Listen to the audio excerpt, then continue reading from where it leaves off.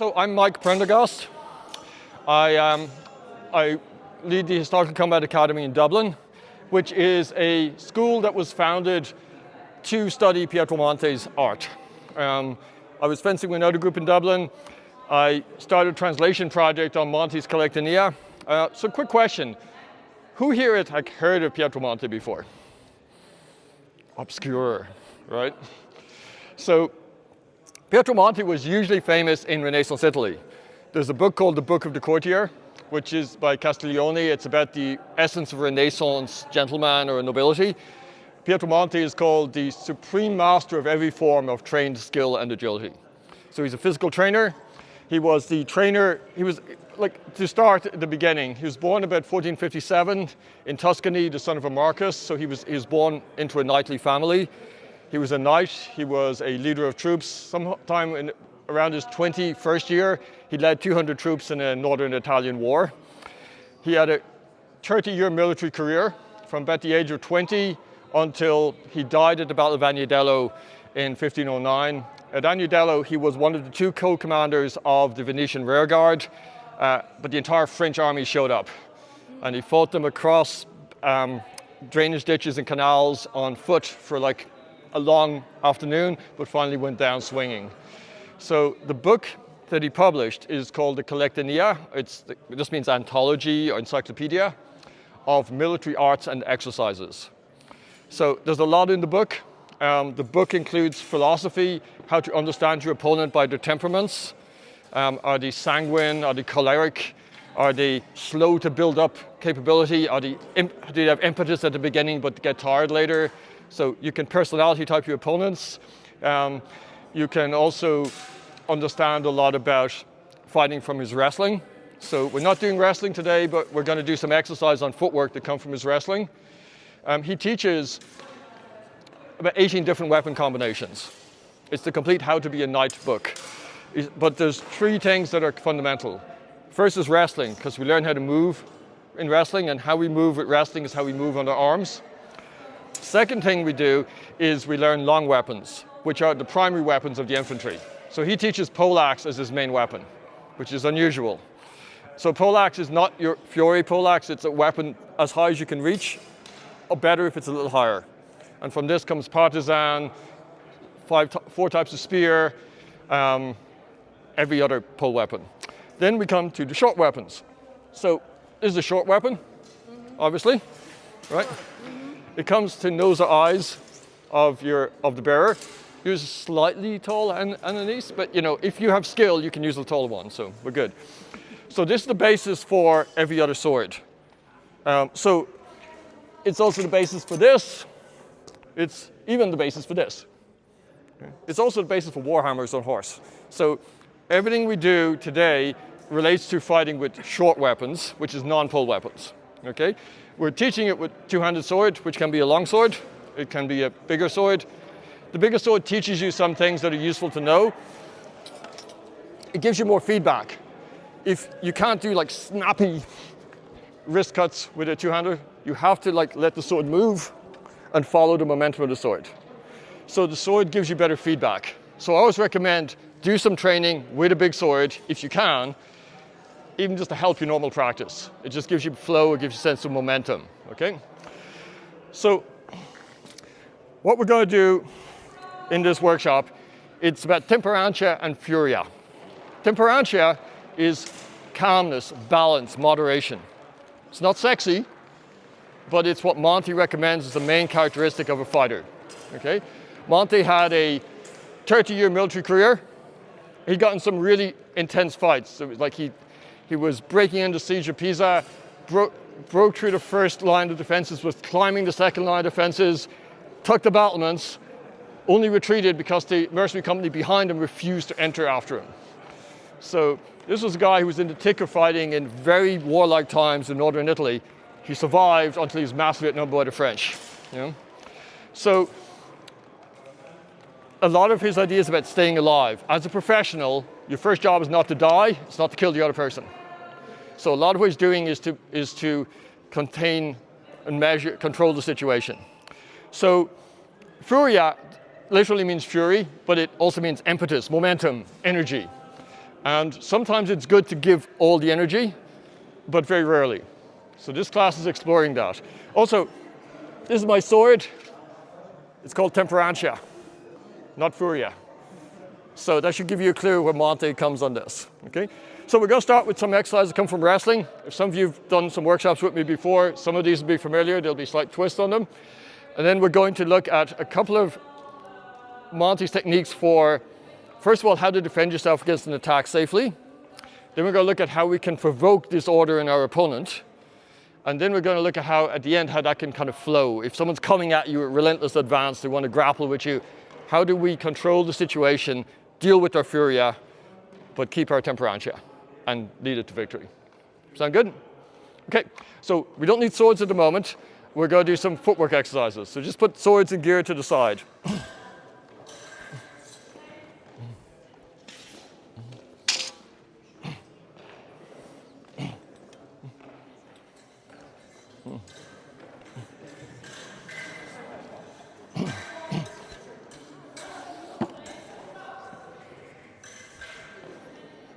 Cool.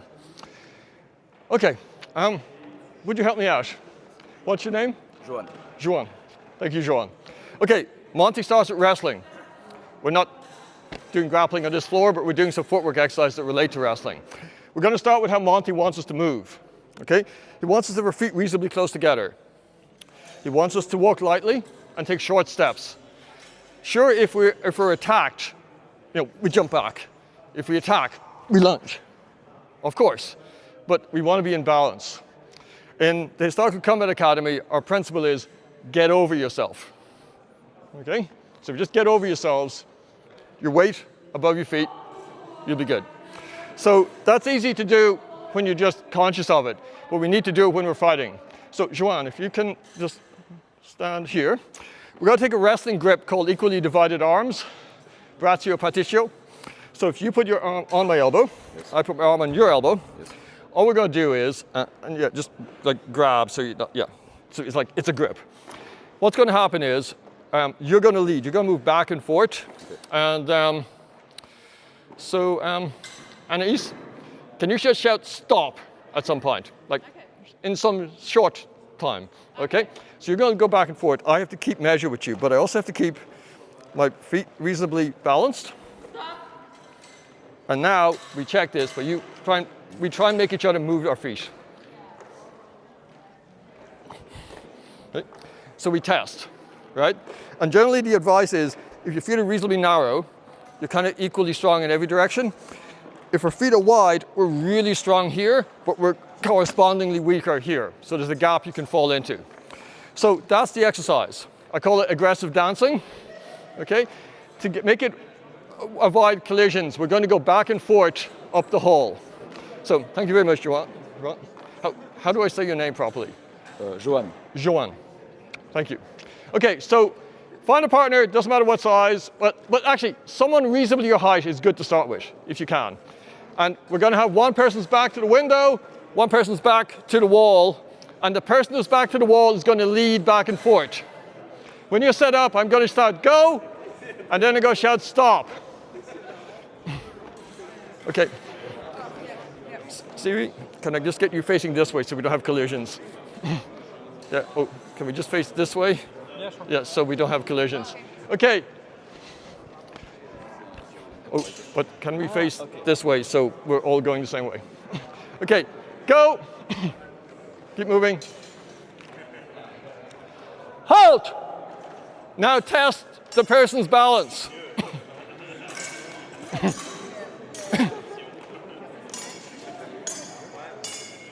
Okay, if you're still not moved, well done. Okay, so you understand the idea. We have to be able to keep our balance while we move and then suddenly test it.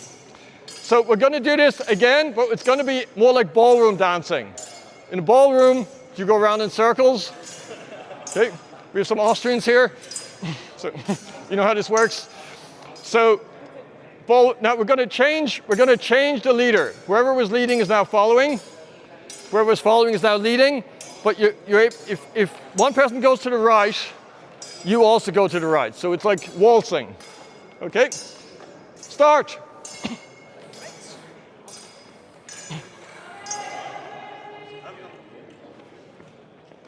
Halt! Test. Okay, looking good. Okay, pause, well done. So change leader. Wherever is new leader, same exercise. Same, okay. New leader, change, same exercise. Ready, go.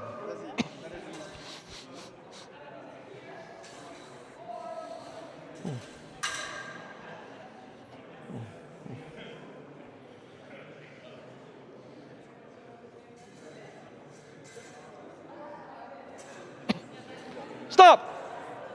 Test.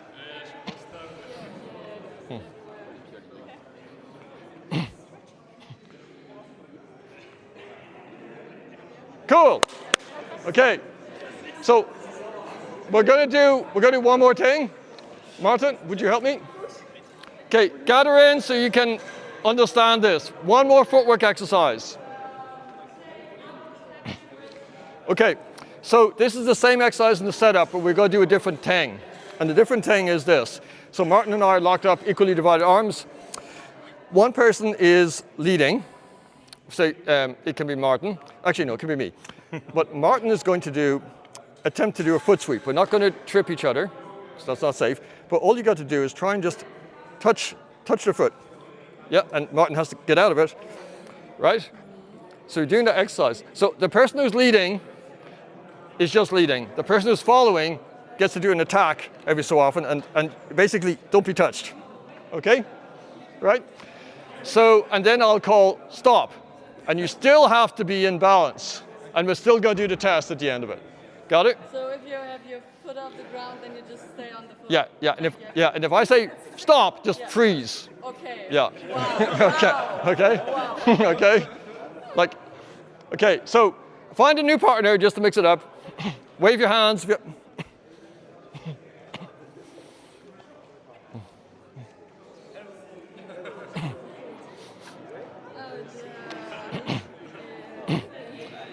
Okay, so go.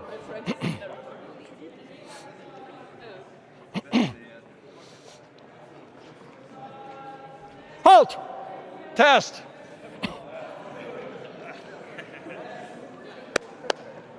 Okay, good. Now we're getting into the idea of keeping our balance, keeping our temperantia while we're fighting. We're going to once more swapping roles.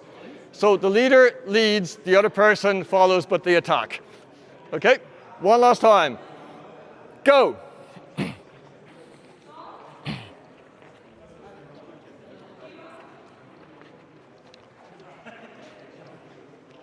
Halt.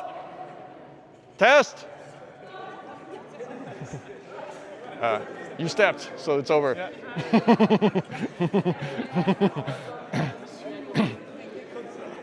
Okay.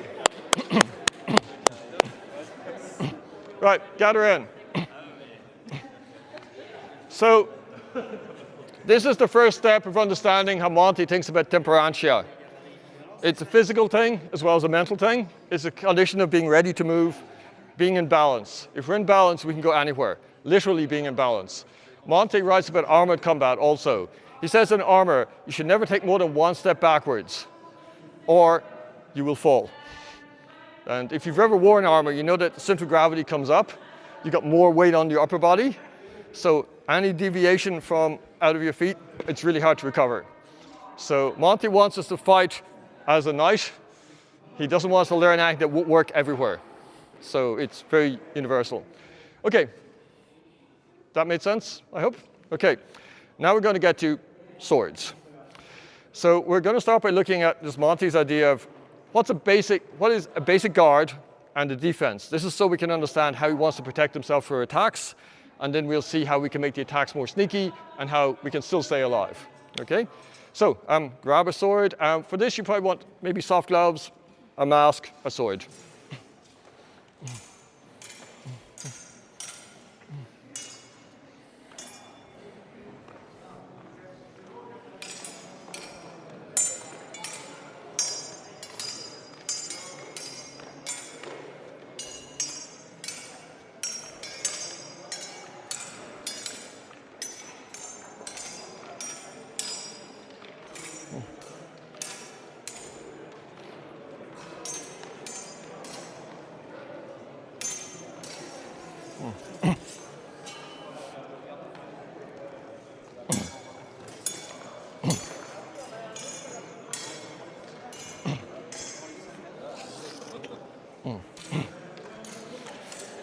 Yeah, I don't need that.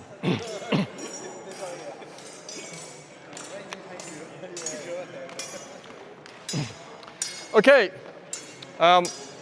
Maybe just come a little closer for the talking bit and then I'll demonstrate. So, Monty has a really interesting book. It's about something like 90,000 words in 3 volumes about principles of fighting and other things, techniques of fighting and generalship. But it's really badly organized. It's in various sections, so I'm kind of pulling things together. I'll share a link to my translation work where you can find it online later. But Monty has really good principles for fighting, but he doesn't always explain them well. Okay? So when we throw a blow, so I'm just starting to explain that Monty has 3 principles for throwing blows. And I'm going to demonstrate them from the high guard that Monty calls prima. So those who take up this guard stand with the arm high on the right. Obviously, if you're lefty, it's going to be here. Right? So this is prima, first guard. Right? So from here, there's 3 things we need to think about. First, that you should extend the arm. That seems obvious, but it means, I see a lot of people doing these kind of things, which is offering a target. You see this principle in the Bolognese sources as well, that you're striking with straight arms. Okay? It feels odd at first, but it's more efficient. So secondly, we extend the body. So we make use of our reach. The third is, what do we do now? The third is the sword is to be conducted in a circle. So this is a heavy thing. This is 2.45 kilos. This is the lightest end of two-handed swords. So with a heavy sword, you don't want to do Tinkerbell. You want to be able to keep moving and flowing. You can't stop in the way you can with a feather. So you have to basically use the weapon in a way that works with the weapon. So we can keep the flow with the weapon. So a lot of flow in what Monty is doing. So extend the arm, extend the body, conduct the sword in a circle. These 3 things. So we're going to do some exercises. Actually, before we put the masks on, we're going to do some solo exercises just to flow with the sword. But keep your mask where it'll be handy so we can jump into the masks. So I'm going to show you the first exercise. First exercise is actually one of Monty's fundamental training techniques. He teaches us that there are certain blows which are the first things we learn or which we teach. And these blows are called the levata of the sword. Levata is Latin. It means rising up, like levitate in English. So we don't know why it's called the levata. A lot of the blows rise up, but also maybe your learning is rising up. He doesn't explain that. But the first blow looks like this. So it's a rising blow, which becomes a second rising blow. And of course, sword leads, then you step, then the sword just keeps going like the hand on a clock around the circle and cuts from the other side. So Monty calls these blows montantes. It's not the name of the sword. This is an instis duarum manum, a 2-handed sword, but a montante is a rising blow in this system. So this is a montante from the right and montante from the left.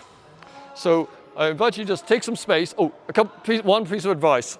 The Monty doesn't mention, but helps. You have to have relaxed grip. If you try and do this with tight hands, you'll bend yourself around the sword. And I was talking about this with Martin Fabian some years ago, Clang, and he said that you should really move the sword around you and not you around the sword. I think that's a great principle. So if you hold it loosely, like, I know this isn't polite in some countries, but to me it means that it's okay.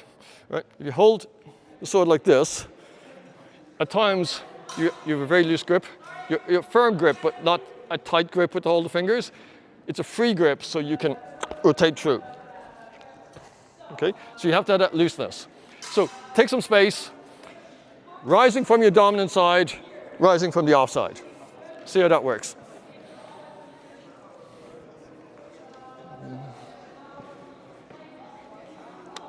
Bang.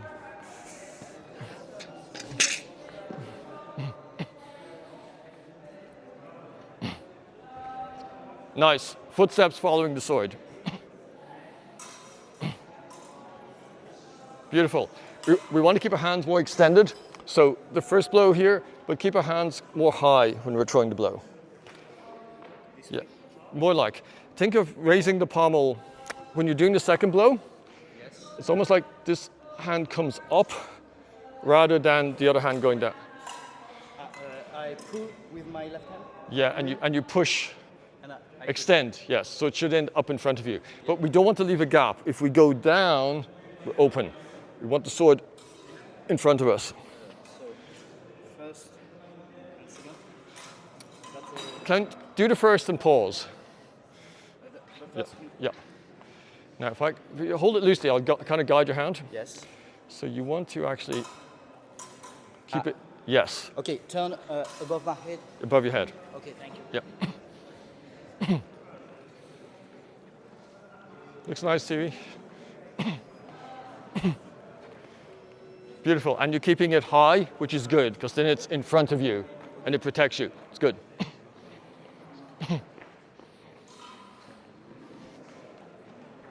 That's advanced. You did a false edge. Yeah. We're getting there later.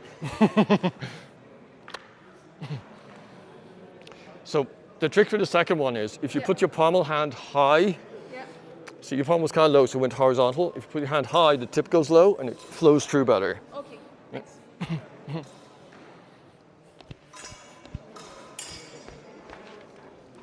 People, stay where you are. I have one thing to add, and it's something I should have explained better, so I'm explaining it now. Monte wants the sword to be extended in front of us. It's dangerous to have it low or behind, elsewhere. If we're out of measure, this is fine, but it's still not putting elbows or anything in target. When we throw the blow, our hands stay high, and the hands stay higher than the head, or head level, when we throw the second blow too. Okay? This protects us. If I throw this wide open right now, so I can't drop the sword. So it's what you steer with the pommel. Pommel goes high. Pommel goes high. If you bring the pommel up, don't bring this hand down, bring the off hand up. Then it'll flow better, you get better reach, and you're better protected. Okay? Thank you. Keep going.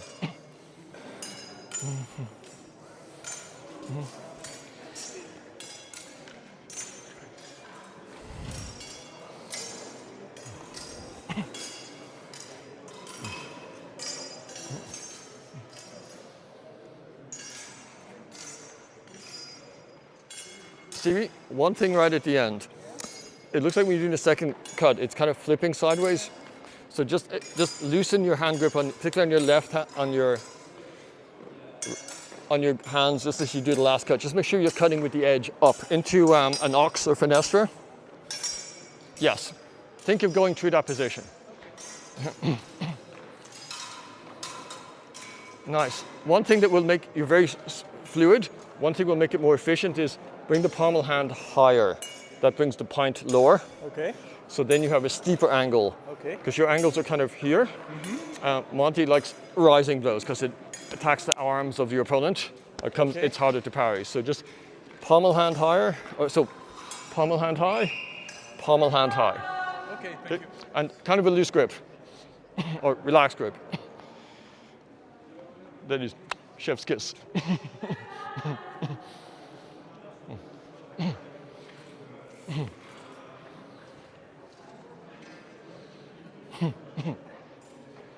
Hey. I have a question because when I do this exercise, it's very hard for my elbow because I don't like this. I understand. You see, when you do that, your shoulder's coming up. So if you bring your shoulder up, back, down. So think of it like you're circulating, like you bring your shoulders up, the shoulder blades, touch them, and down. Keep the shoulder low. There's a tendency for us to raise the shoulder, raise the arm. Shoulder's got to be low, arm comes up. Try that, see how it works. Okay? And let me know how it's working. Beautiful.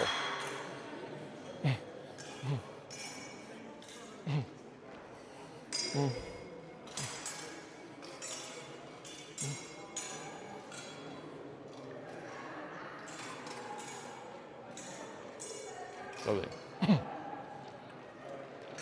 Does it feel any better? Good. Just be conscious of it. Just back, down. Keep it low, it'll protect you. Okay, pause. Yes. Good idea. Okay, gather.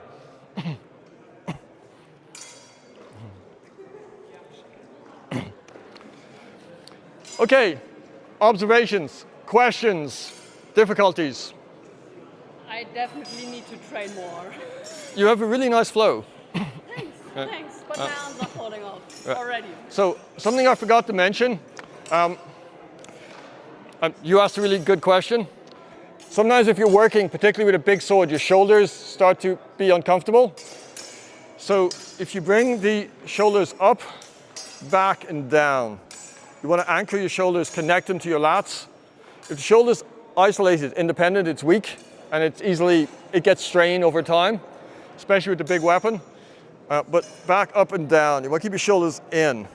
Then you can, even when you're doing the high guard, shoulders low, arms up. It's like there's a tension in different directions. So it's the difference, just try this. Shoulder up, shoulder down. Just understand the difference of feeling. You want the shoulder down, both shoulders. So even when we're up, we're connected, we're strong. Okay. So every so often, I recommend when you, especially doing anything with big swords, anything with flow, just do this exercise. So it's shoulders up, your shoulder blades at the back, touch, down. Then you're in a stable, structured position.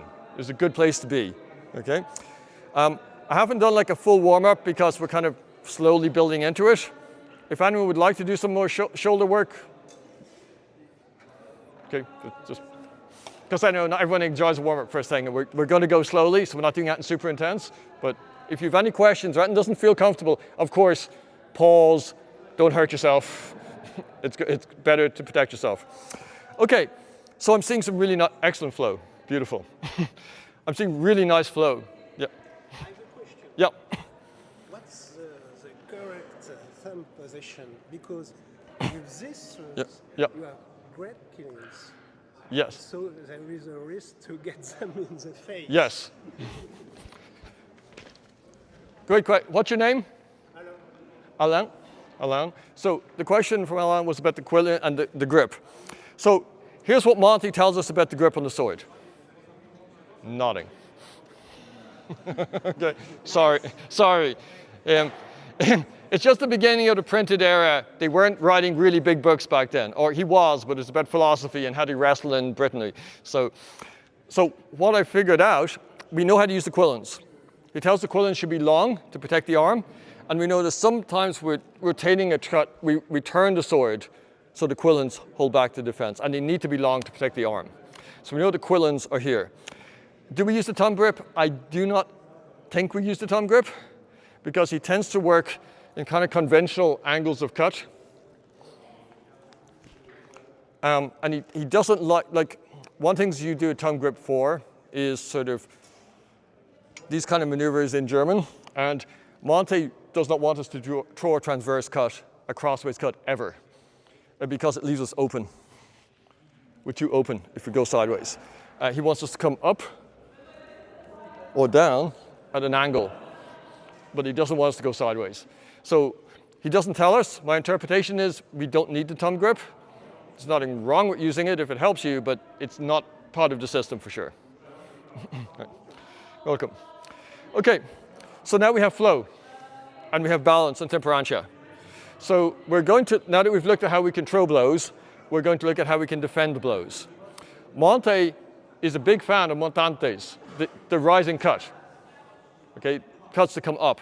He says that the main cuts are rising cuts from either side, and often better from the left. We're going to do them from the dominant side today because it flows into something Monty tells us later, and because it's just easier to learn. So it'll be a good introduction. So would anyone like to grab a mask and help me out? Thank you.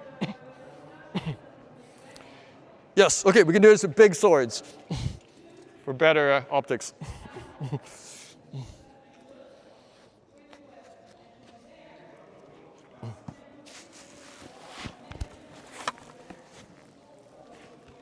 Okay, so if you stand sort of somewhere around here. Yep.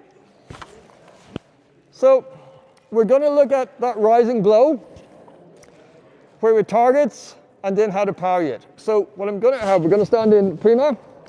I'm going to have you check your measure. So Anais is going to do a rising blow to my armpit, gently like. Yeah, and just adjust the measure so you can reach me here. And remembering that part of what Monty has us do is extend the arm and the body. So we're going to make, you know, a kind of a lean into the attack. Go. And just bend your knee. Yeah, okay. Just try extending your front foot like a step forward. And yeah, Ah, okay. So Yeah. really reach you. yeah, like go for it. Just make use of your measure. Okay. Right, now we have that. Pass back and throw that blow again.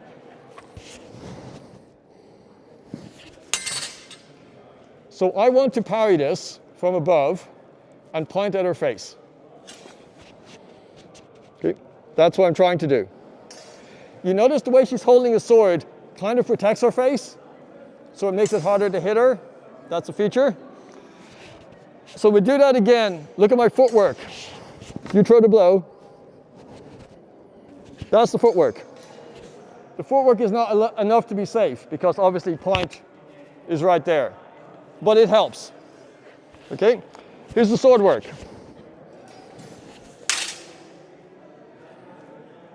Okay, so this is better if I don't step, but it's only better if I actually predict and intercept well. If I screw this up, I'm in trouble. So Monty wants you to stay alive. So we use footwork and sword work together. So one more time. So I'm cutting here and putting the point. Let's change sides and do that again. So we're both in prima. Do a measure check. Yeah, thank you.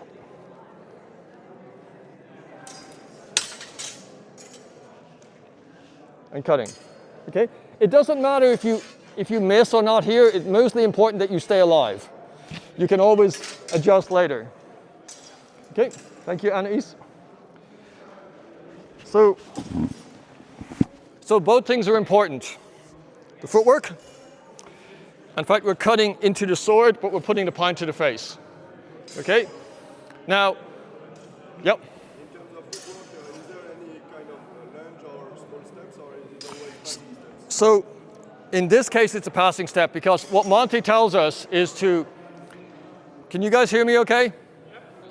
Monty tells us to take the side that's under attack and move it back, which has to be a passing step. So it's faster. Also, because it's a passing step, the hip motion helps the sword motion. Okay. Now, we can also parry to the other side, but hip motion is different. So it's not always that way, but in this case, it helps. Okay. So yeah, passing to get out quickly. It covers more ground. But Monty uses both types of step. Yeah. Thank you. Okay. So with this, you need a mask, gloves if you want, sword. If someone else using a big sword, try and match up with them, I guess, to start with, but it's not critical. Try this out. First time you throw the blow, check the measure is correct. Don't do the counter until the measure is right. When you got the measure, do the whole thing.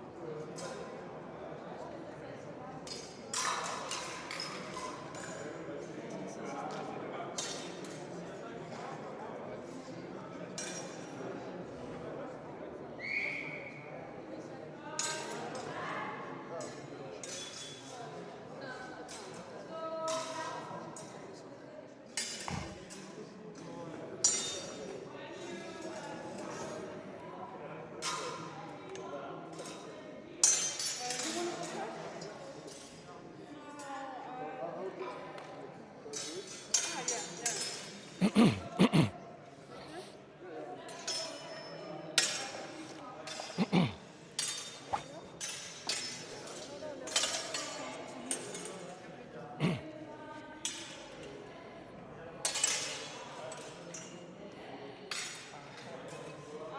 attack needs to be an undercut. But not the, yeah, but it's really high. You wouldn't do that with M1 contact. Like you have to go low because of the momentum. Well,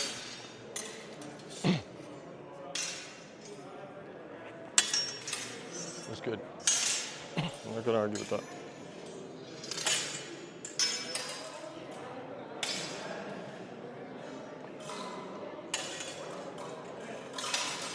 Do you try that move with M1 contact against heel? Because I think it's probably Good parry. There's a German longsword concept called a Zornhau, which I think is very similar to this. So if you're doing a rising blow, I'm aiming for the face. So I'm cutting down, but I'm putting the point to the face. So I probably won't hit straight away, but I can just go forward with an ort right after. I'm just scared to actually hit you straight Yeah, in the face. I would say go either go lightly or borrow this.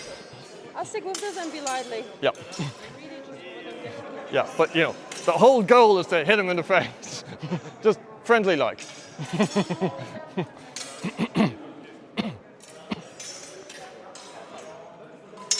Nice angle. Yeah. And you can always modify afterwards. The main thing is just get that first angle. Oh yeah, because you're left-handed. Yeah, you're cutting this way, which is correct. Good.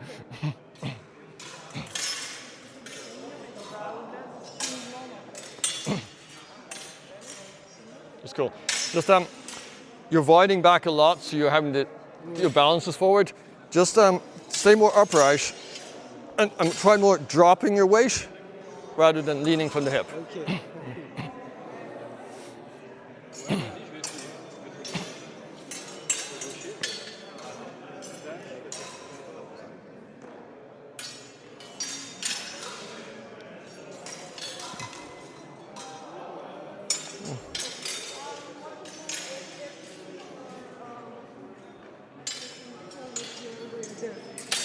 This is really bad for your structure. Because if you hold, you can't hold shit.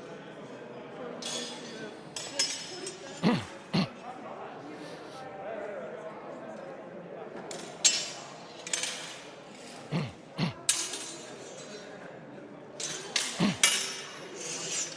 Cool. So there's an art to this because you want to put the point in the face. Matteo? Yeah. We'll put the point in Matteo's face while parrying. And I used to do it a lot the way you do it, but I've been convinced by looking at the source there's a better way. So Matteo's throwing the blow at me. Now, I don't want to hit too far up or it's not going to work. So I have to kind of hit here, but put the point here. And then, dunk. So that's the concept. If there's a difference in principle between this and a Zornhau, I don't know what that is. But if you've done a Zornhau, I think see how that idea works here. Yeah.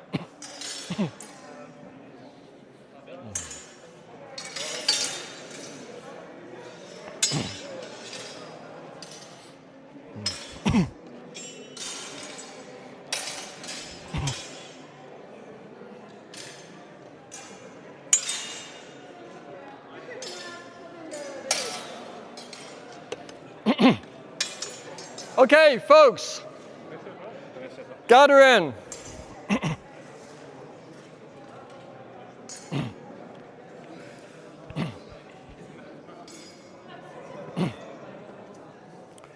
You getting warm? Yes. Yeah. Yes, yes, yes. Yeah, I figured we didn't need that warm up. No, it did not. Okay, first of all, what's going wrong? What's tricky? What's not making sense? What I know, I mean, I'm apparently the only one with their Montante, so everyone else is doing sort of thing. Anne's got a good chunky sword. Then we did, yeah, And sorry. And there is at least one other big one, I think, around. I didn't see it, but Yours isn't small either. It's a small one. Right. It's in the middle. Right. what I noticed is that the people fencing with the long swords were like high up, like doing a high undercut. Yeah. You wouldn't really necessarily do that with a Yeah. So I guess it depends on what you mean by high and how high. So, like with this, I'm going to do a rising blow here just because it protects my face. So I want to end up with the stronger the sword between their sword and my face, optimally. And I've learned by fencing people like the Gassman brothers in Ireland that if you're a rising blow low, you eat it in the face every day. So it's been really good for my technique to go get behind the sword, put the sword out first, then this is a defense. So also because the sword is long, as you'll notice, you do have to have a certain height not to crit the ground, and you have to have it at an angle. If it's too steep, it doesn't flow and it hits the ground. So, but And I think the problem I noticed was the angle, not the height of the arm. might be, yeah. One thing that helps is like steep angle, just to get the angles. But is this seem familiar to you? Have you done this anywhere else ever? Because rising blows don't come up so much. But this idea of parrying with the point to the face, some of you might recognize that from other places, right? But in Monte, it's not a Meisterhau. You don't have to pay extra for it. It's like the most fundamental technique. So we're going to look at what can change in this situation, because this class is about temperantia and furia. It's about people who rush in aggressively, and sometimes people rush in aggressively in defense as well. Monte doesn't want us to do this, but why? Okay, so let's look at why. Would you help me out? What's your name? Edwin. Missy? Edwin. So I'll grab a sword with more similar properties. So we're going to run through that exercise we did before, but I'm going to ask you to do 3 different things when you're parrying, right? So the footwork I showed was step back, but what if you just do it and you don't step back? And what if you do it, you aggressively go forward? Okay, because we know some masters like that kind of vibe, right? How does that work out? So I'm just going to throw the rising blow. And we'll try each of those situations. So I'm getting the measure, so don't react to the first one, it's just for measure. Yep, seems good. Okay. So the leverage isn't as good if you step in, because you end up more close to my strong. So this is a lesson we've learned. Okay. So it's harder to do, but if you get me before I begin properly, you can. But then it's more like striking me or strike the arm here. Then that can work. But you have to be right at the beginning. So impetus can work, but you have to be super quick. Okay. Not recommended to just step in and parry. Say you stand still and parry. Actually, that works really well, right? Okay, you back away and parry. Okay, also good, but it takes longer to hit me. So why does Monte want us to step back and not just stand there? Yeah. Yes. Better, easier. Right. But what could go wrong? Well, everything could go wrong, but we can make something go wrong. Okay, so parry this again, but just stand still, okay? Right. So that blow we just did, the first blow of the levada, this is why it's useful. So you can feint somebody, you can disorder their guard by showing one thing and delivering another. So I'm going to do that again, but I want you to step back when you parry. How about that? You can trick them, but they have time to deal with it. So, Missy, Edwin, you don't know what you're getting. You think you know, but were you ever in a fight where you just ready to make the parry, you make the attack, and then something completely unexpected happened? Does that not happen to anyone? Lots? Yeah, it has. Right? So Monte doesn't want us to guess. He wants us to be sure. So we give ourselves time. Where does time come from? Time comes from measure, from distance. So by stepping back when you parry, I have more time. Who would like more time in life? Right? Who'd like more time in moments in fencing? You give yourself time, okay? Right? So by stepping back, we're safer. So we're going to test this out a little. We're going to do that drill again, but we're going to have the defender just try this. Try if you can get a forward parry to work. Try just parrying in position. Try parrying with passing back. Just get a feel for it. See what works. Okay, just quickly, like maybe 10 blows each way. So go back to partner you're with, quickly just get a feel for this. Yeah. So, but parry as you step. So as your foot goes back, your sword swings down. All one motion.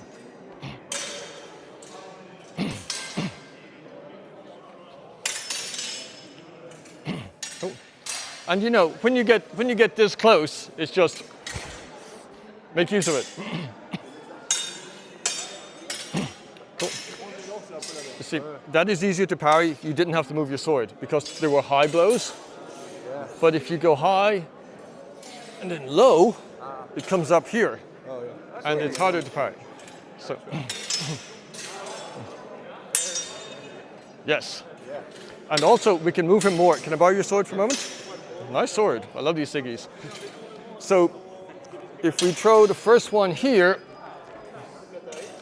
if we come up, he has to cut down. And if he cuts down, he puts himself out of position. If we miss that, target is more available. Okay, so the trick is this pommel comes high to make the tip. Pommel high, tip low.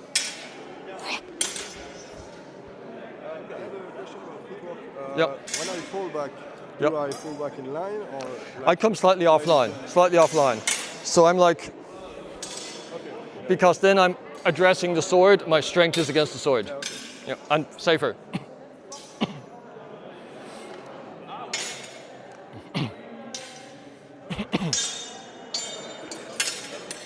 Okay, swap sides if you haven't. Okay, pause. Has everybody done this both ways? Okay, take a few more minutes, swap sides. Some people haven't done it both ways, so I just want to make sure they do. So. Yeah, okay, sorry.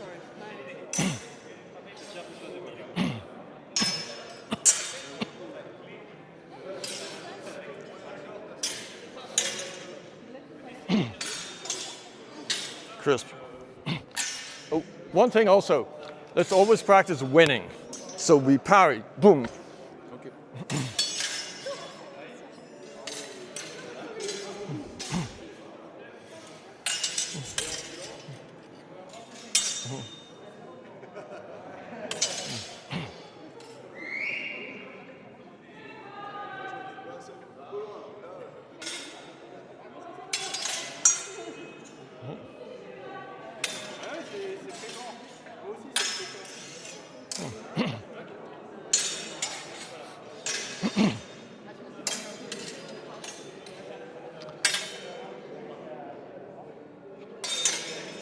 And pause. Gather up, folks. So.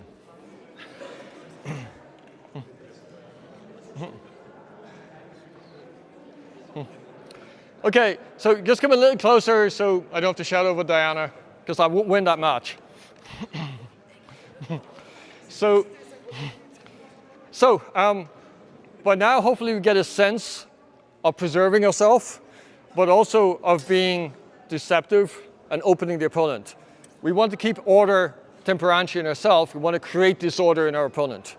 We want them to miss the first blow, overreact, create an opening. We assume that everybody is strong in their guard. Monte talks about, it's like the generals of old.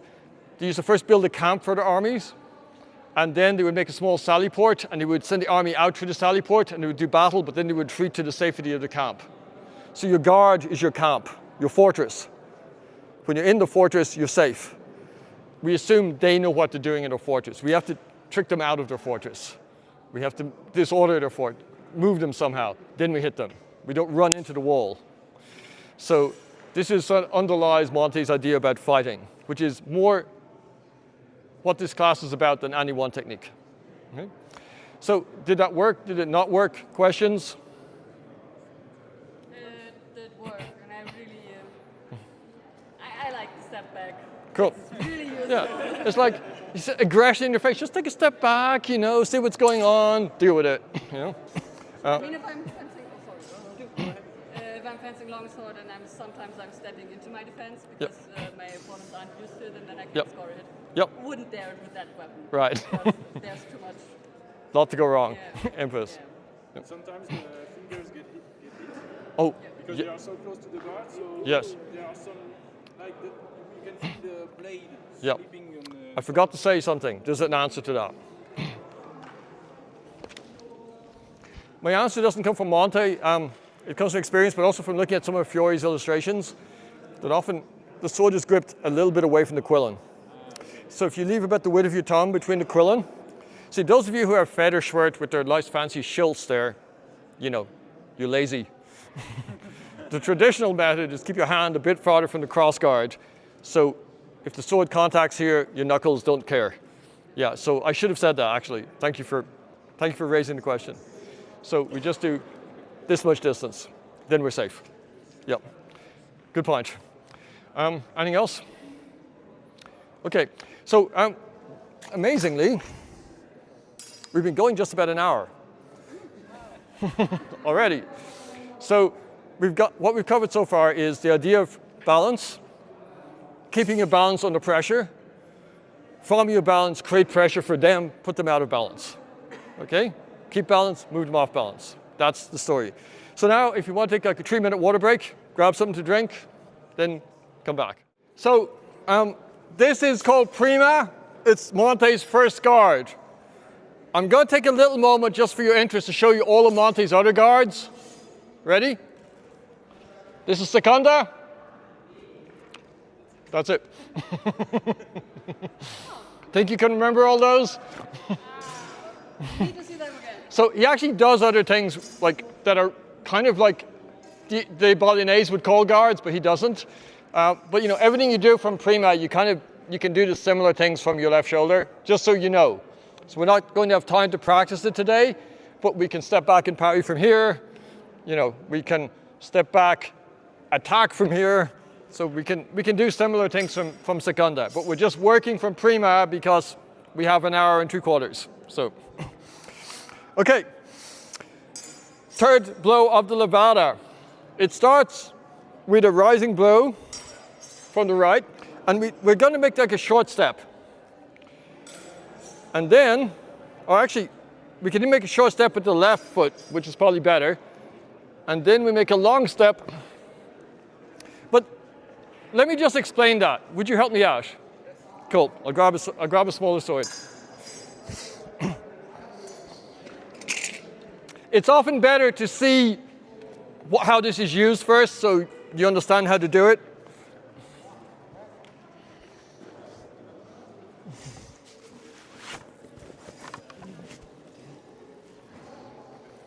Okay, so let's line up here. So what's your name? Anthony. Anthony. Yes. Thank you very much for helping out, Anthony. Okay, so I just want you to parry this. I'm going to just do the rising blow like we did in the previous drill. First, I'm going to do measure, so don't react to the first one. And now do the parry counter. And then once you counted, always, win the fight. Thank you. So let's do that again. So it's, and then parry this again. I parry again. Parry again. So let's go back. If I miss it, just go back, parry this again. So I did something different the second time, right? So Anthony had a good parry, but it was a good parry for this. It wasn't a good parry for that. Thank you, Anthony. So this is one of Monte's keynote moves. It's called the guida, which means a guide. In Spanish, it's guía. It just means a guide, like a tour guide or a guide who shows you around. As usual, Monty doesn't explain why it's called a guide, but I like to think of it that it's a blow you do. You can't kind of force it, you just kind of guide the sword to come with the point. So what it is, it's a rising blow with the true edge that becomes a rising blow with the false edge in the middle, and actually becomes a thrust to the face, but it will take the hands on the way if they're in the way. This is the guida, and some people are doing this already by accident, so respect. Okay. It's often a kind of a natural thing to do. You rise, you flip the pommel down. This exists in Bolognese sword fighting as well. Well, let's just do a few guidas in the air, and remember it's a thrust to the face. We're also going to come offline. If you watch this line here, the dash line, I'm starting here, throw a blow here, I stay on this line. I throw the guida, I'm coming off the line, I'm narrowing my body to get out of the way, I'm turning the quillen to protect myself. So point is higher than my hand, so I have structure. Okay. Now the key is that's not over, from below. Yeah, and one way of practicing this, feel the way the sword wants to move. Remember, you can't force it, you have to guide it.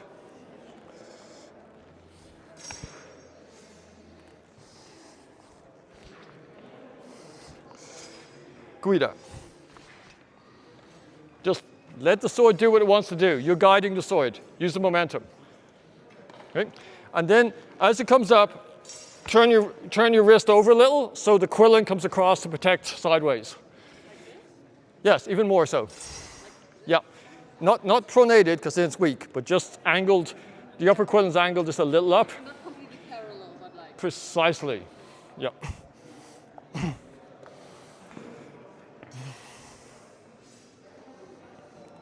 Nice. Just one thing.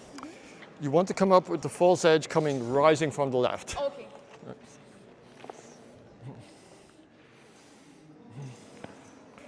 Yeah. Oh, and also, keep your hands high. You're kind of doing the whole thing with your arms. There's a way more efficient way to do it with just your hands. So the hands never like go lower than your shoulder, right? Better. On the begin, let it go more slowly. Actually, try it one-handed just to see can you persuade the sword to go where it wants to go. That'll give you more feel. I know it's hard with these gloves. Yeah. Yes, see that feels more natural? Yeah. So do that motion big and then make it shorter. But starting big can help. Questions?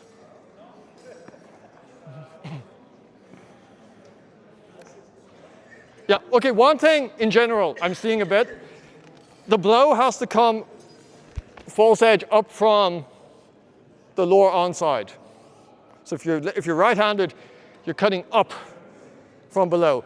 So the false edge is cutting to target. So if we don't hit the face with the thrust, we're cutting the forearm. Okay? Or we're parrying the sword with the strength of the blade. Yeah. Yeah. Sorry, the false blade is which one? Oh yeah. Sorry. Sorry for Germans. Yeah.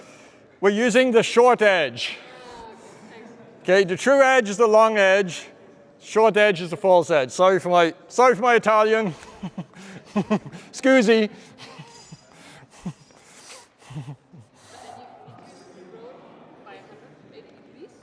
Yeah, exactly. It's a 180 change. Exactly 180 change. Then. But it has to happen here. Because it has to come up with the back edge. You turned it over so much, you got Yeah. the true edge up again. Overachiever. So, false edge. Yeah. So start. Or am I turning it wrong? No, you're turning it at the right time. You're just turning it all the way over.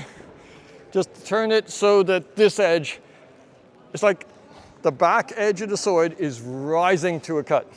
So, Too late. yeah. Yeah, and it's more in the off. If you go back, I'll try and guide you through it and see if that helps. Okay, yeah. Yeah. So just keep hands kind of. Yeah. So we're cutting here, and then. So it's almost like we're turning this now. This has to come down. Oh, so basically like aufstreichen. Yes. Yes. Ah, okay. But it's false edge. Yeah. Yep. Yeah, so that's the montante. Yep. And that's flat. It's getting better. It's getting better.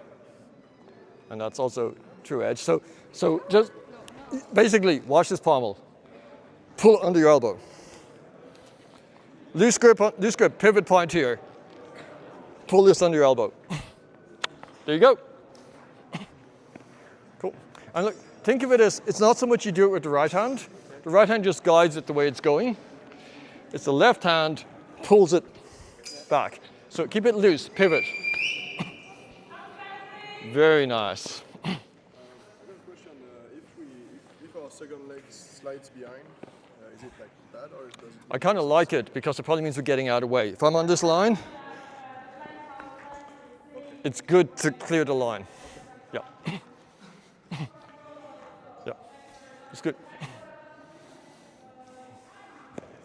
Cool. Okay, one last piece of instruction. For some people, it's worth thinking about. This isn't very protected. Just the sword's coming here. Whereas this is protected. I'm lunging, I'm getting lower behind it, cross guard is here, their blade is here. If they rise the sword, I can rise my sword. That's all good. So I'm putting, this is in front of my face, because this is where I don't want to get hit, okay? And usually they cut from above. So if I cover my face, I cover everything below my face too. So extend the arm in front of you. So that principle, the first thing we said, it applies in a lot of situations. Arms extended in front of you. Okay? So do a few more with that feeling, extended in front.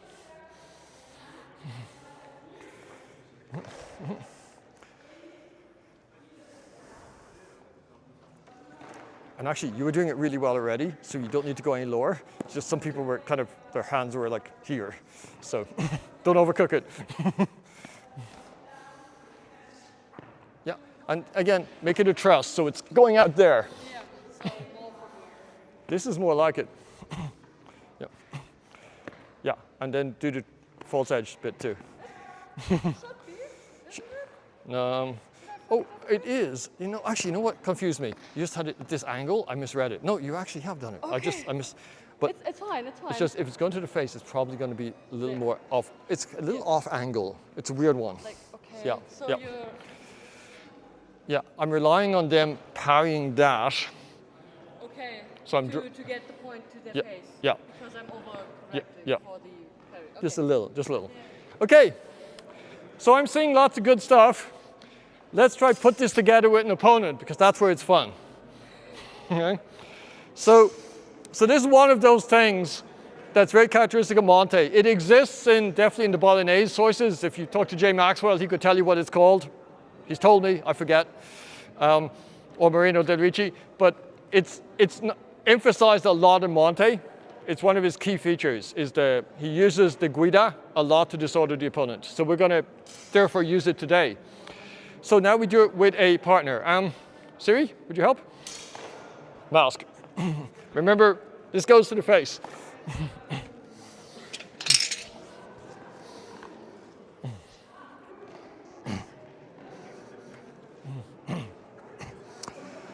Okay, so what we're going to do with this, we're going to look at a couple of things. We're going to look at, first of all, if you parry short, I want you to just throw a feint, a short blow. Like, let me explain probably better what I'm having in mind. When I demonstrated this first, I did like a short blow and then long blow. We did this on the first blow. The first blow is a feint. It's not a real attack. It just looks real, but it wasn't real. Second one is real. And we make it not real by holding everything back. Elbows bent, small step. We're holding it close to us. If it was real, it would be here. But it starts the same. Now, this one is real. What we did with the third blow of Levada is short. And then long. So the first one's a feint. So I'd just like you, just to get the idea how to react to this, just throw a short rising blow and then a long one to reach me, okay? And on either side, actually. But you're right-handed, so let's just keep it on this side. It'll probably be simpler, okay? So this is mostly to show you, if someone feints you, just step back, retain your guard, and be ready for the next attack.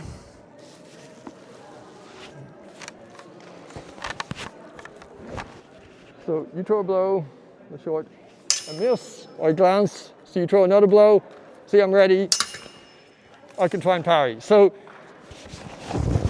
if I miss a parry, I want to be able to cut here, recover, or cut through and recover. I don't want to just stand and go, what just happened, okay? So we want to flow. And we're going to assume our opponent knows how to do this. So when we're throwing a feint, in our drill, we're going to, if we miss the parry, we're going to go right back and parry again, because that's what we might expect. And it seems to be what Monty expects the opponents to do from the context of his book. So we'll do it once more, and then we'll turn the tables. So a short blow and a long blow. So miss my parry, and then you come at me again, and then I go. Okay, thank you.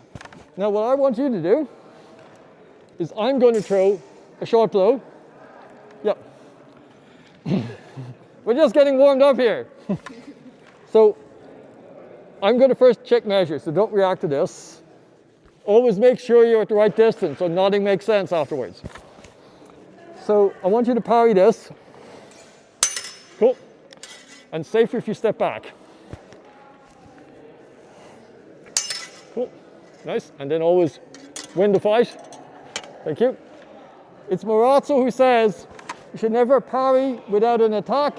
You should never attack without a parry. Put them together. So parry this. Okay, and get back and parry this. Yes. Sorry. No, but that's good. You got back, you parried again. So we're going to do it once more. So that's how we want to run this drill. Throw a feint. If it's a feint, they miss it. Throw another attack. They're ready to parry. So we'll do it once more. Parry this. Parry this. And now I'm using a different technique. Okay? So in theory, I'll parry. If I don't do it well, she'll hit me anyway, and that'll be good feedback for me. So what I want to do in this drill is get the idea that when we're parrying, we parry, and if it doesn't work, we get right back, and we parry again. That's the defending side, keeping in balance. The attacking side is going to do one of two things. Sometimes I'm just going to throw a committed attack, which I want you to parry. It's safer if you step back, by the way. Okay. That's what happened there. Yeah, and then they'll follow up, but thanks for not doing it right now. And other times you're going to throw, and you're going to come in with the Guida, whether or not they're ready for it. If they're still rising up, even better. But if they're cutting down, if you do the Guida right, you'll catch it. Okay, so that's the drill. But to keep it honest, to keep people from just doing, okay, I'm going to miss the first parry, actually sometimes do actually throw the real attack the first time. And then other times, throw the fake and go the second time. Just so it feels more real and you get a realer situation. Keep it at, control, because we're not wearing gear. You're aiming for the face with a thrust. If you're hitting the hands or something, go lightly. But I just want you to get the idea of attack. You could be a real attack, could be a feint attack, and then a real attack. And as a defender, you're stepping back and parrying either way. And sometimes do the second attack just as the same kind of rising blow. So the attack will work, the parry will work. Because if you do the Guida every time, it's never a surprise, right? So we want enough flow that it's not a fight, but it gives enough chaos that we can practice dealing with it. A little bit of the chaos of a fight. Not as much as a fight, but just a little bit, so we can keep our composure. Make sense? Thank you very much, Siri. Okay, grab a new partner just to keep it, live.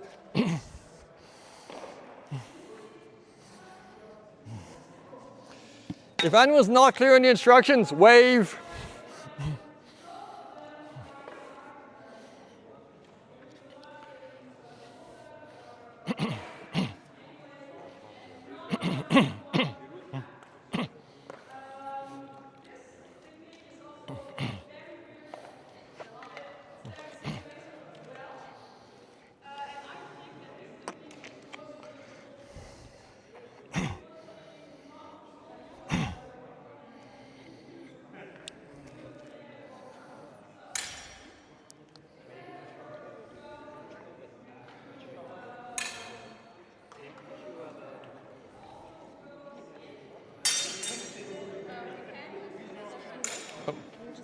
Swap those out. Oh yeah, sure. Yeah. Be my guest.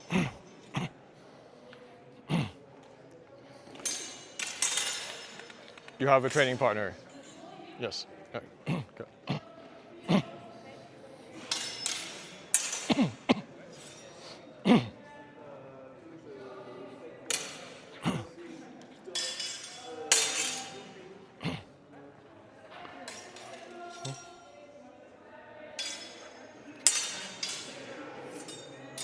Nice.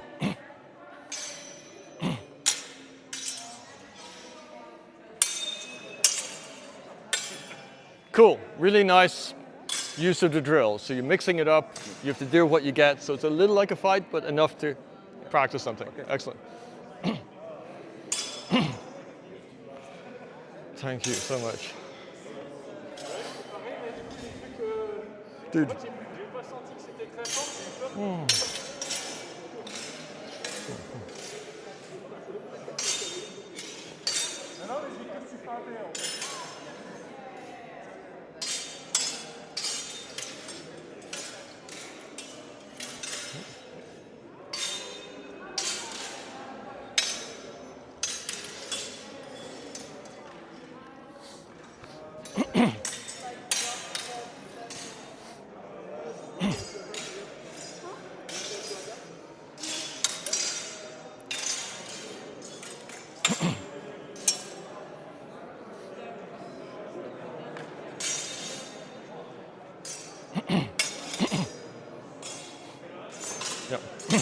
Yeah, and if she does that, you raise your hand because you have control still. Good response. Yep. I just don't understand how you put a fake strike.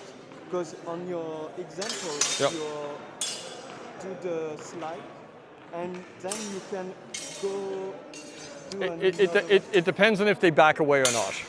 Yeah. If I got this, Yes. so if I'm attacking here, and if I do the actual attack, it looks like this.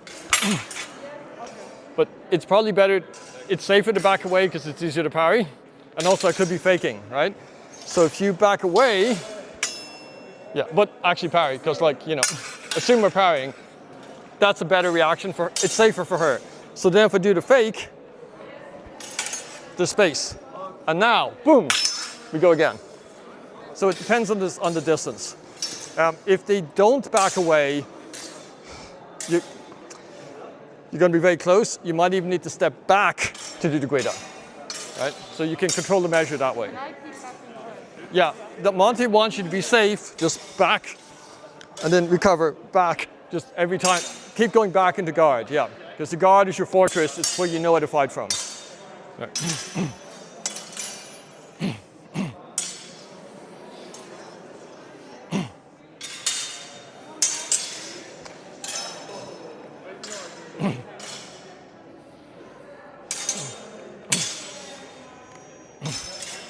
Trying to feint.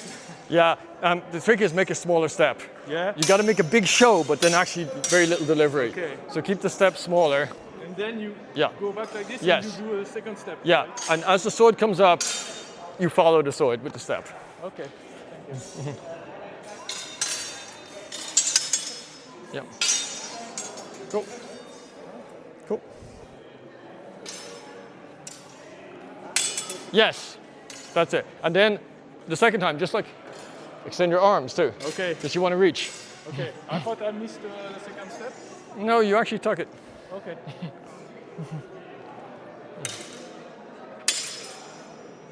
Yeah. Yeah.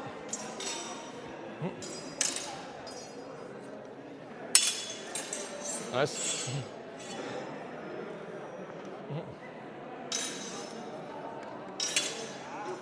Beautiful. That was very nice. Right? Right?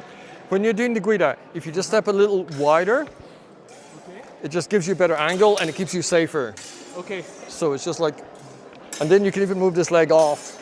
So now I'm here, safer again. Okay.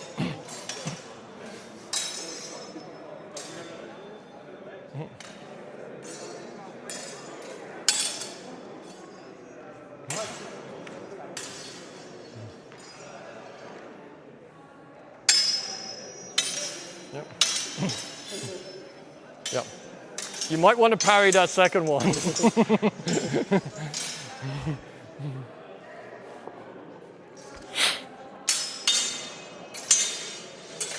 Yeah.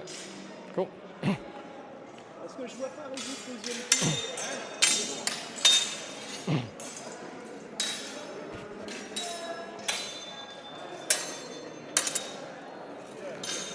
Beautiful flow. Looks really nice. Ja, aber bei Stepping isn't entirely often.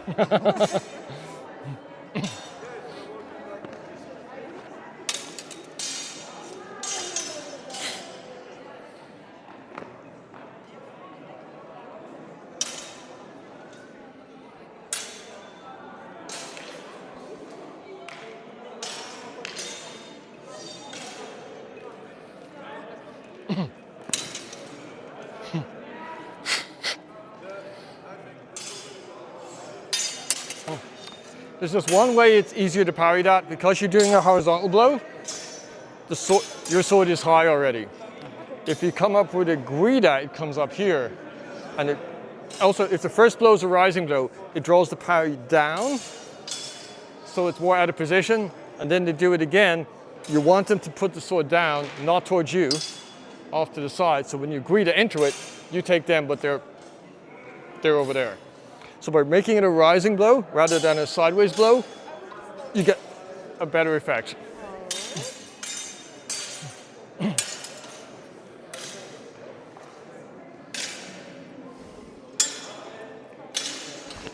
Pause.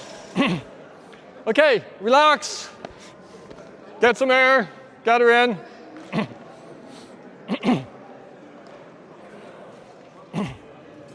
Perfecto. Thank you.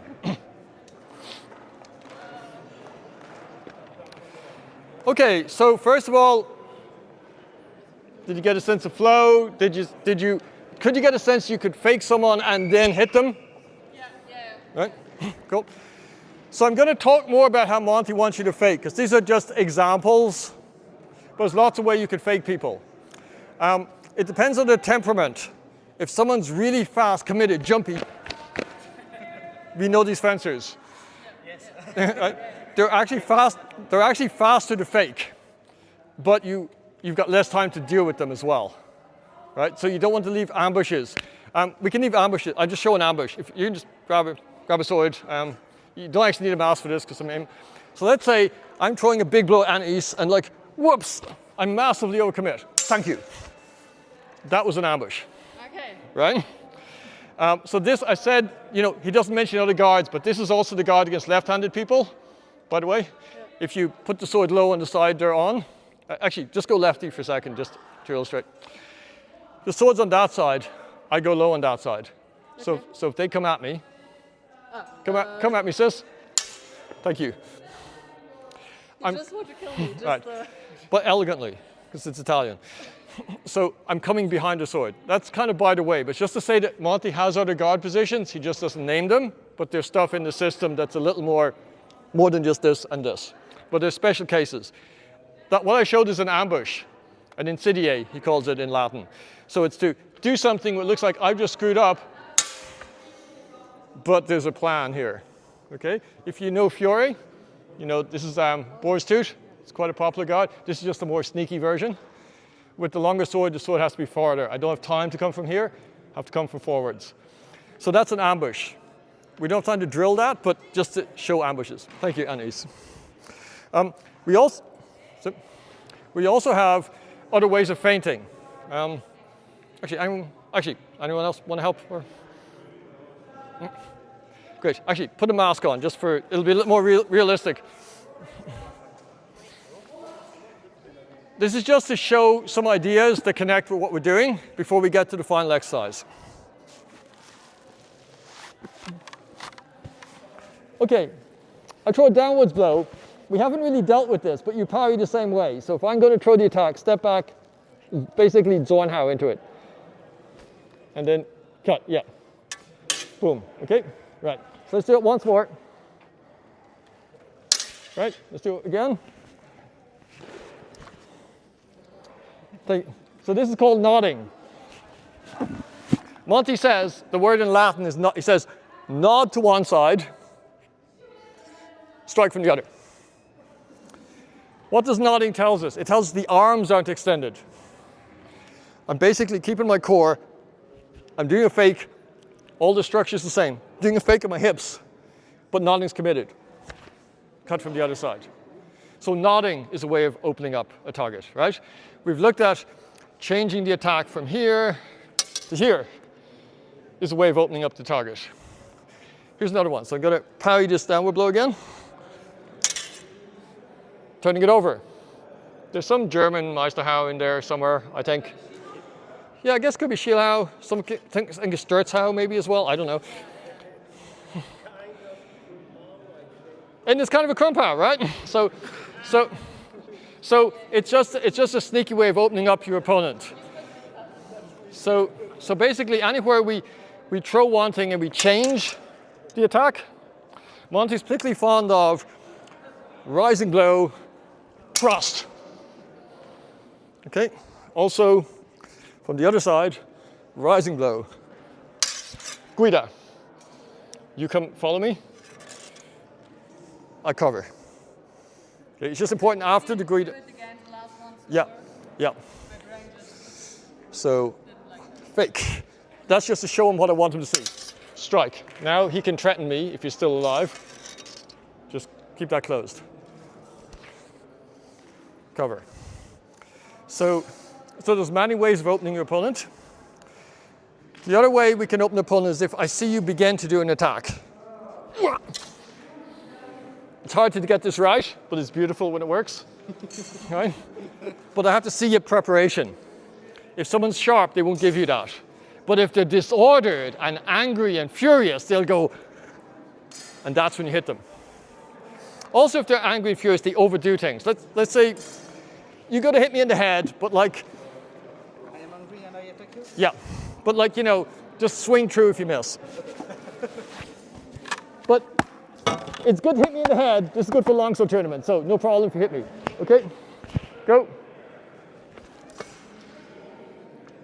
I let it go through. Actually, he's not very disordered. He kept his guard there. I had to go around it. But often, if I swing at you, step back. Just step back. Just step back, okay? You get this kind of thing happening. Right. This is the correct counter.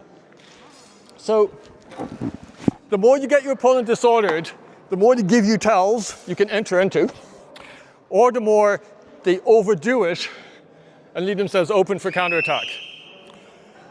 Monty tells us there are two times to attack that are best. One is before they begin, and the second is after you let the blow go by, and then you follow.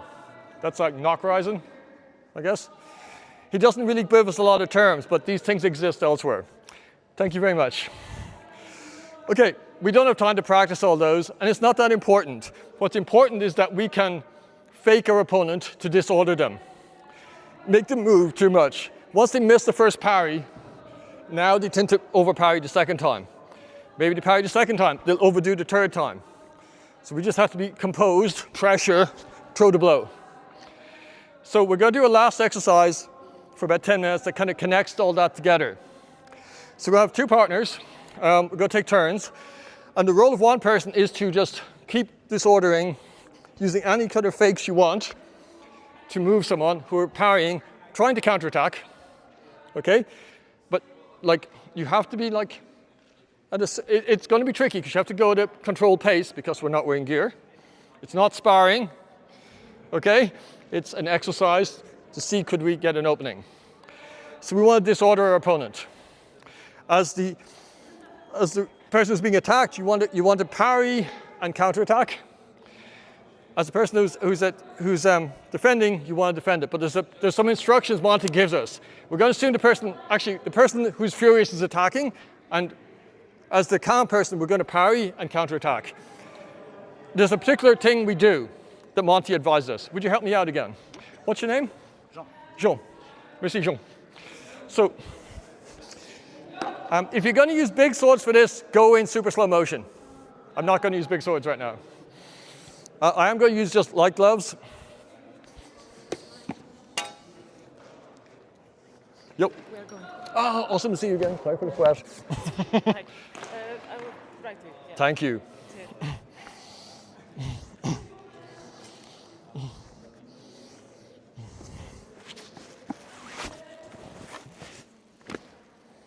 Okay, I want you to come at me with just a whole series of things. And let's make it a little more space. So if you can just clear a couple of swords, we're just going to go in the line here. Can someone shout stop before I run into the camera? Okay? Okay, yeah. Okay, so you're attacking, I'm kind of defend and counter. Oh, sorry. It's fine. I didn't follow my own advice. No, it's completely fine. So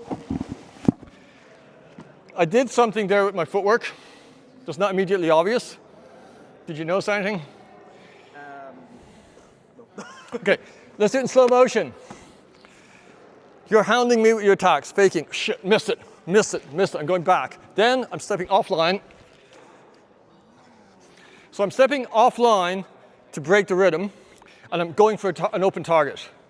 So Jean's sword was coming high, was kind of high. I saw the leg. Did I go for the leg? No. I faked for the leg and then went over there. If you go for a target that's open, you hope they're going to notice and they're going to try and parry. But they're probably going to parry. So if we just do it slowly, so here, keep flowing at me. Miss, parry. I go for the leg. What would you do now? Yeah, just step back, right? Do something, but it stops their attack. So he comes in, I go for the leg, but it's a fake. Now the real attack. So the footwork, if you start in this line, you're basically going back, you're throwing blows, I'm parrying, then come offline, see what's open, extend for what's open, you go to parry that, now we hit. So his way of creating an opening is to parry, get offline, feint for an opening, and then strike on the other side. Because if we feint for an opening, they'll try and close it, and they'll open the other side. So they don't have to be disordered or angry for this to work, it's just better. But anyone who's progressively attacking several blows, if we have space, if we're fighting a tournament and it's 5 meters, sorry, this is designed for like more expansive spaces, but even still, we can take a couple of steps, feint, throw. But it's to come offline, one side or the other, and go. So this is a movement concept. It's not about, we don't have to hit each other, please don't. You know, you can tap, you can touch the mask. It's about practicing the idea of movement. So if you just go back to start this again. Now I don't even have a sword, but just out of measure, you're swinging at me.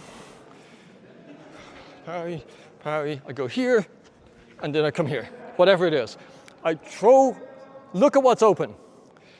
As they're attacking, parry, see where the openings occur, step to the side with the opening, feint for it, and then strike what becomes open. Okay, that's the concept, but it usually involves stepping offline and then stepping offline the other way.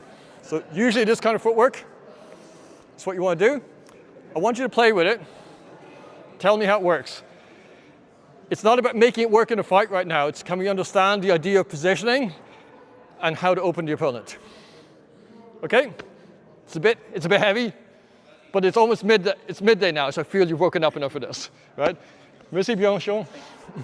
Okay, Try it out. Be careful. Just as the attacker, be deceitful. Throw lots of things that your partner has to work with. Take all the space. And then, if it's confusing, wave your hand.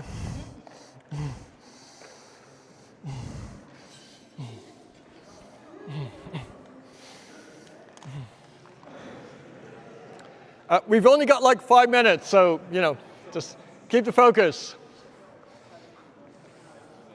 Sadly, we don't have 5 minutes, but thanks a lot. It's been a pleasure to have you here. What's your name? Quentin. Quentin. Et vous? Florence. Florence. Pleasure to meet you both. Thanks. My pleasure. And has your shoulder been good? Yes, it's better. Awesome. Yeah. It's just that will happen over the whole weekend as well. But just Oh no, in fact, I do montante, ah. and we do this exercise like that, and Yeah. in fact, I cannot with my here it's okay. Yeah. I would say just watch the shoulder. It might be that you have looser joints. Some people have very flexible joints. But when I've seen your shoulders coming forward a lot, and that's risky. So it's like, can you throw even a downward blow but keep the shoulder? I would say do exercise, practice keeping the shoulder back. I'm not a physio, but I learned this from a yoga teacher that solved my problem. Okay, I had my shoulders too far forward. Okay. So this has worked for me.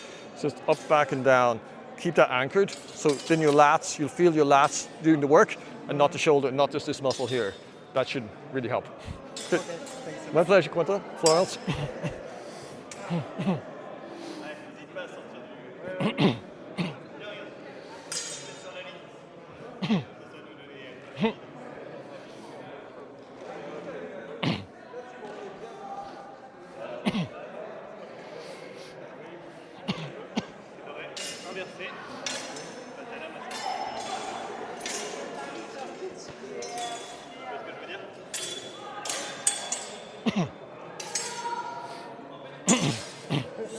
Yeah.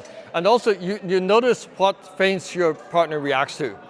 Sometimes you'll throw a feint and they won't notice. And sometimes you do something, they'll react more than you think. So partly it's reading your partner, your opponent as well.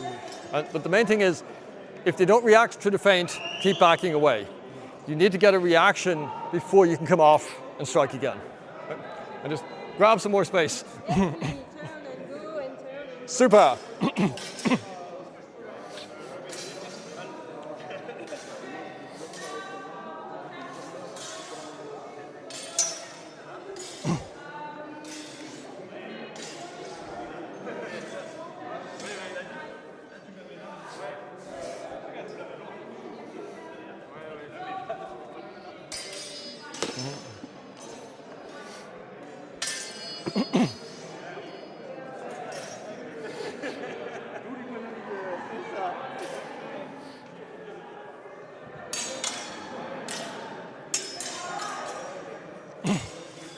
Very nice flow. Thank you. I tried. That looked good though, because it felt like you kind of deflected that, and then you had a really good counter. It looked like.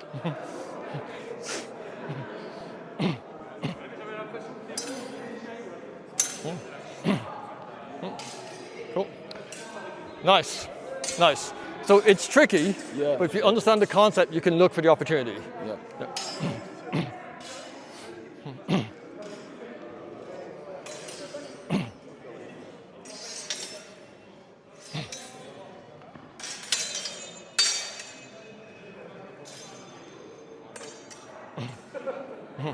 So one key thing is your weight got back, and then it was hard to move. So we're trying to be over ourselves.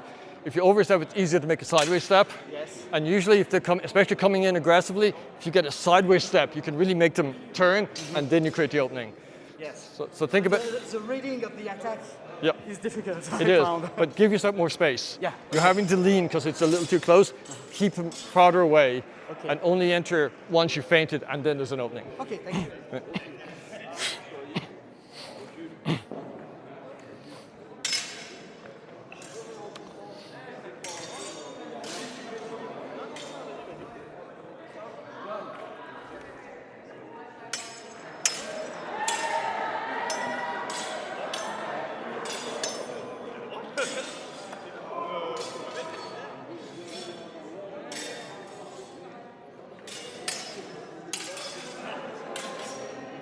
And pause. Okay, folks, gather up.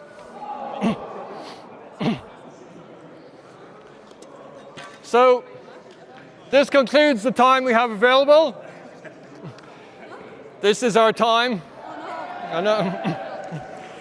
What will they do? We have swords. Yeah, right, I know. I'm glad you feel this way. They seem happy they finished.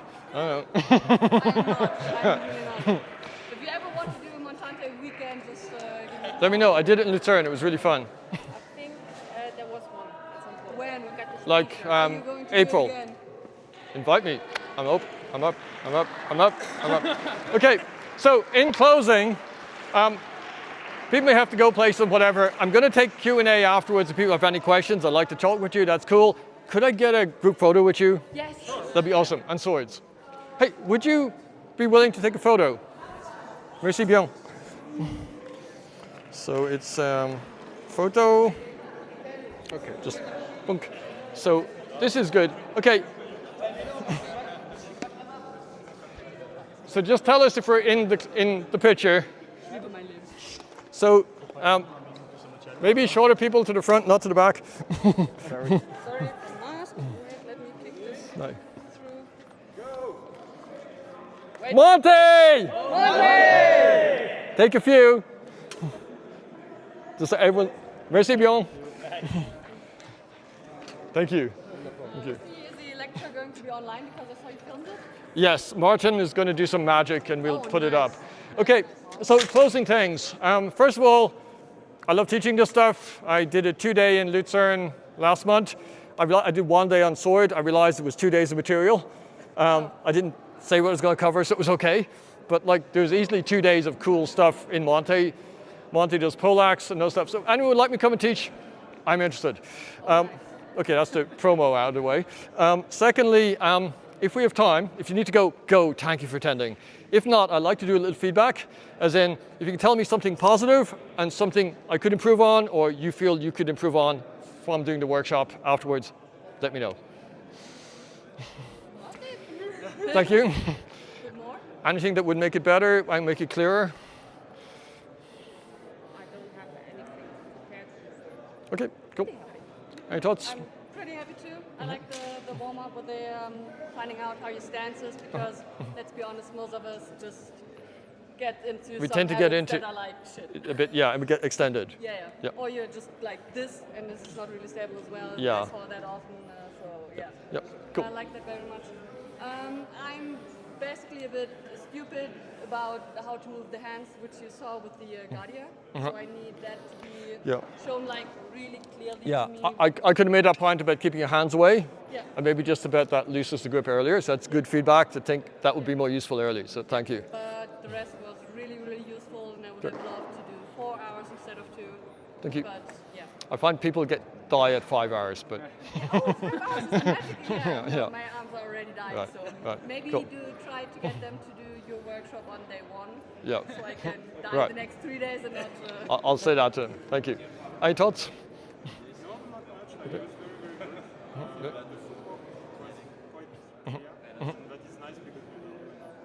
Right. Monty actually tells us footwork, which is unusual. So yeah, I do. I found the whole thing very clear, especially because I never did any Montante. Okay. Despite appearances. But for the very last part, Yeah. it would be nice, I think, to see more Yeah. how to parry, because sometimes Yeah. kind of get entangled with the other, like the two swords. Yeah, and then you're are stuck. kind of Yeah, weird yeah. situations. Yeah. And I didn't know really how to Yes. deal with this. Thank you. I'd agree with you. I think I need them to give me another 15 minutes. Or yeah, it would have been better to have more time with that. Agreed. I will learn from that. Thank you. Yep. I really like the big introduction on Pietro Monte, even if I already heard it. I think it's very passionate and we can feel that you like it. And it's a very interesting guy. And so it's nice to have the historical feedback, not only how he moved. Okay. Cool. So this, I think, is a very good Okay. point. But it wasn't too much talking at the beginning. No, I think that was good. Okay. Yeah. Right. Okay. It's interesting and it's Slightly a shame for me, but maybe it's because I already attended like 3 of your other workshops, so Yeah. I go faster. At Yeah. the beginning I found it slightly long. I would have liked to have more time on the from nodding on. Yes, that's a good thought actually. Yeah. I really want to get the balance, but I think I could maybe compress the footwork a little. Just the beginning, Yeah. footwork and the swimming a little bit. Yeah, Because we can still practice at home. Maybe do a video at the end so we can film and review that would like that how would be the film is nice. moving. That's a nice idea. Thank you. Great feedback. Thank you. I learned to like to keep distance. Nice. I have a bad tendency. Yeah, because you're short, you want to be close, Yes. but you just had to pick your moment.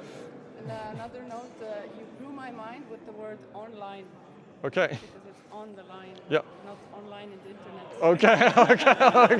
Yeah. Now I get the word. Right. Okay. Yeah. It's like Offline it, as well. this isn't like pandemic workshops. Okay. You gonna say? I really like the pacing. The only thing that I was a bit worried about is the last part. Yeah. It would be, I think, probably easier to do the exercise physical here. Yeah, it would. Because it was difficult to parry and try to do counters. Yeah. I was very Yeah, and you try to be careful. Yeah, it's a bit frustrating. Yeah. frustrated. Yes. Thank you. Good feedback. Yes. It did occur to me to do full gear, but I just realized we weren't going to have time. I need to just plan more time for that exercise. Would be the answer. Thank you. That we don't need to, but I'm training a bit more with light gear, so maybe there's a Yeah. Yeah. But maybe even forearms would be good, for instance. Yeah. Yeah. And I really like the fact that even if we learn just like the two rising cuts and Yep. the guide, Yep. it was a lot of insight in how to think to build something upon this. Cool. So I got something that kicked my ass with Pietro Monte, usually in Lyon. So I understand more. Awesome. Is that Roman? Yeah. I know. I feel your pain. Yeah. Yeah. Cool. Yeah, I just wanted to emphasize on what you said about the historical part at the beginning, and also some principles I found very useful, even though it sounds quite basic, like the whole, you don't go to the fortress, you Yeah. try to get them out and destabilize Right. them. Cool. It's, yeah. Awesome. Great. Because that's really the intention for this class. I've done very technical Monte classes before, but not all of you are going to see the light and immediately start practicing Pietro Monte exclusively. I accept that. But in the meantime, you can take some of this learning to your own other systems, and make them better, make your fencing better. So that's how I like to look at it. So thank you so much, all. Okay. Thank you. I'm Mike Prendergast. If you look me on Facebook or look at my website's broken at the moment, but I will have a free translation of my Pietro Monte translation up next week, and maybe after a week. So look for me then, okay? Okay, thank you. And Martin will have video of this. We edited to make me look cool, right? I'm the video. Thank you.